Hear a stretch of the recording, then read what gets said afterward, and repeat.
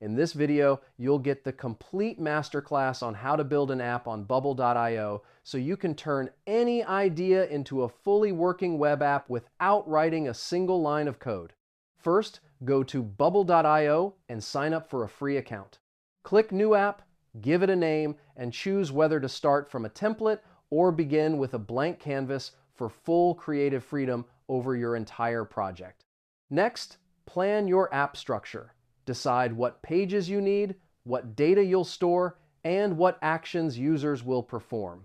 Having a clear plan will make your Bubble build faster, cleaner, and much easier to scale later. Now, design your interface inside the visual editor. Drag and drop elements like buttons, forms, images, and containers. Then customize colors, fonts, and layouts to create a professional, responsive design that looks great on every device. After that, build your database in the Data tab. Create data types for users, products, or posts.